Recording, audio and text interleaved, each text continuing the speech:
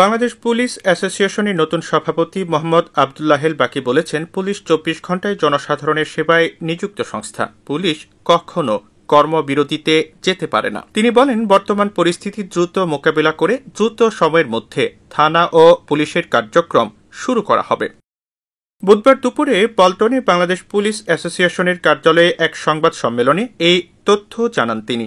নবগঠিত কার্যনির্বাহী কমিটি মনে করে যে এখনো কর্মবিরতি আহ্বানের মাধ্যমে তারা দেশবিরোধী গভীর ষড়যন্ত্রমূলক কাজে লিপ্ত রয়েছে। পুলিশ জনগণের সেবক। দেশ ও জনগণের জানমাল রক্ষার স্বার্থে পুলিশ সদা কর্তব্যরত।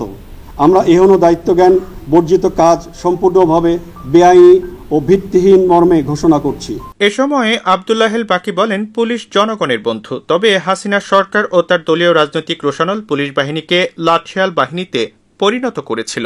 যে সকল পুলিশ সদস্যগণ খুনি হাসিনা সরকারের আজ্ঞাবহ হিসেবে পুলিশ বাহিনীকে জনগণের প্রতিপক্ষ হিসেবে দাঁড় করিয়েছে, তারা প্রায় সকলেই আজ গা ঢাকা দিয়ে আছে।